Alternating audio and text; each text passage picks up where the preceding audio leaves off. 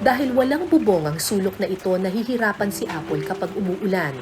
Gaya na lamang noong araw na dinalaw namin siya. Kumot at trapal lamang ang nagsisilbi niyang pananggalang sa bawat patak ng ulan. Kagabi malakas ang ulan. Kumusta ka? Hindi ka naman nabasa. Ha? Huwag nang iiyak. Alam niyo po, mayroong mga nasustroke, nakaka-recover, ate. May view pa naman ngayon, ano? Ang hindi nagagalaw, ito. Hindi mo to nagagalaw. Ito. Itong kamay mo nagagalaw. Ganun ka nga, ganun ka.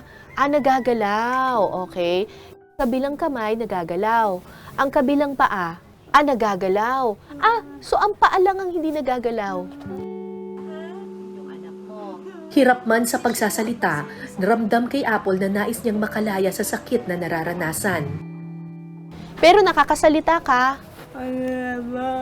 Konti lang? Nahihirapan ka. Saang bahagi ng mukha mo yung nahihirapan ka? Yan, dyan banda. Sa kabila? Hindi. Pero buti nagagalaw mo ang kamay mo. Alam mo, Ate Apple, yung ibang mga na-stroke, kalahating katawan talaga. Ikaw yung paa lang at saka dito lang. Kaya yan, kailangan lang ma-therapy. Naiaakyat mo, oo. Nagagalaw mo ba yung daliri sa paa? Ganunin mo. Ayan gumagalaw konti Ayan Ayan. Kahit maliit lang nagalaw. Kahit maliit lang nagalaw, ang paa mo, ang daliri mo sa paa, ganyan-ganyanin mo lang, ha? Kahit ganyan-ganyan lang konti, ha? Oo. Si Sheila nakakausap mo? Hindi mo nakakausap si Sheila.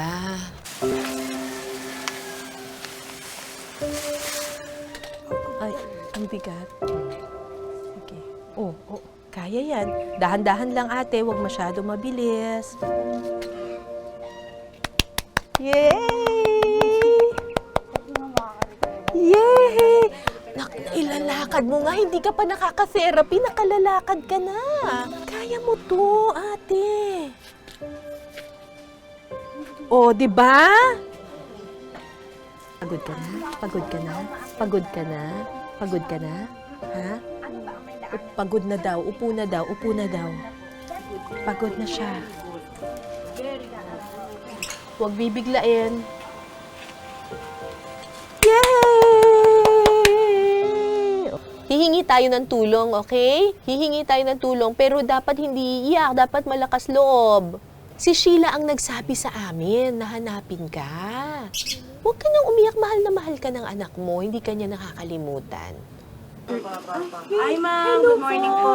Ako po si Cara. Ako po si Annalie. Hello po, Ma'am Annalyn. Bigla ako. Natuwa naman ako. Opo. Salamat. Na-endorse po agad yung letter niyo sa amin. Thank you. Ng Mayor's Office po.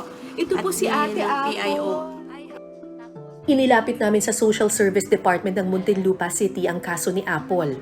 Una, hospital muna. Ikaw, tingnan natin kung so small.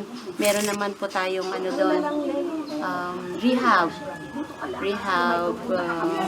services. Maparehab ka, tingnan, assess ka nila. Kasi stroke ba to?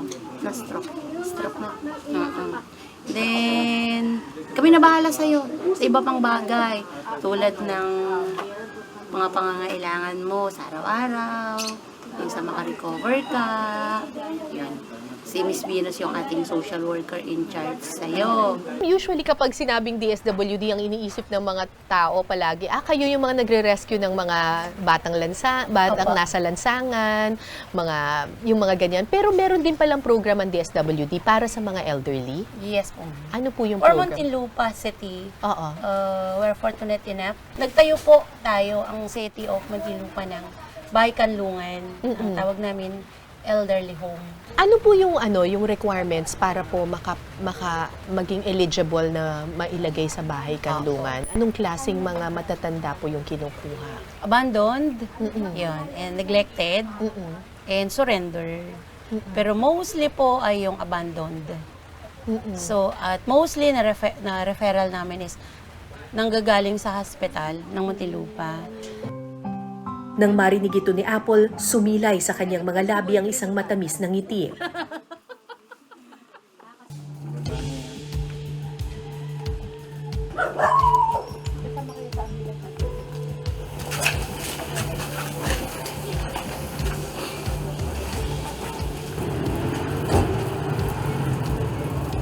Papuntang Oslo, dito na tayo or nag-expressway.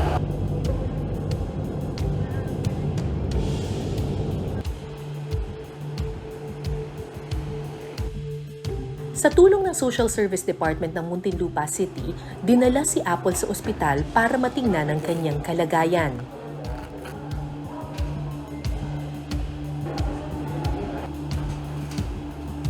For me po, based on that history alone and based sa aking physical examination sa kanya, ang ating diagnosis would be acute cerebral infarct or stroke. Pwedeng nagsisimula yan as transient ischemic attack lang, pwedeng mild stroke. So these, especially in transient ischemic attack, can be reversible sana. No? Pwedeng hindi mag-progress, pwedeng mapigilan natin yung paglala ng kanyang kondisyon. Para hindi lumala ang epekto ng stroke, kailangan ng agarang tulong medikal. Basta nagkaroon na po ng mga sintomas ng stroke, ang unang kailangan gawin ay magtawag ng tulong para mapadala agad yung pasyente sa ER. Kasi lahat ng stroke, ang treatment po talaga niya ay kailangan sa hospital gawin. Hindi siya kaya sa mga maliliit na clinic, sa hospital agad. Kasi ang isang frequent na sinasabi ng mga neurologists, time is brain.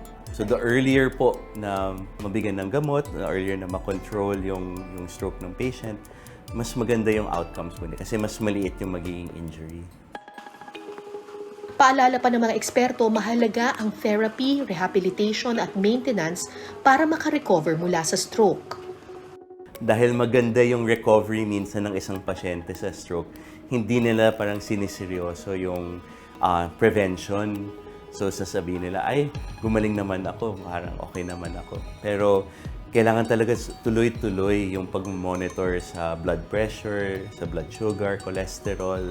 Lahat po yun kasi kailangan talagang makontrol. Hindi 100% preventable ang stroke. It can really happen to anyone. Our goal lang talaga is to reduce the risk. Kasi unfortunately, sa atin, pataas ng pataas talaga yung rate of stroke. And yun nga, lifestyle factors yung pinakamalaking nagda-drive po ng increase ng population of stroke patients. Matapos sumailalim sa iba't ibang mga test para malaman ang kanyang kondisyon, dinala si Apple sa Bahay Kanlungan sa Muntinlupa City. Ang Bahay Kanlungan ang nagsisilbing shelter para sa mga abandonadong matatanda ng Muntinlupa. Isang mensahe naman ang nais iparating ng mga kaibigang nag-aalaga sa kanya. Alagaan niya yung sarili niya. Sabi ko naman sa kanya sarili niya lang makakatulong sa kanya. So, sabihan namin na, ba't naiyak ka? So, pwede ka, may nag-aalaga sa'yo. Kami, pagtanda namin, hindi namin alam kung mag-aalaga pa sa amin.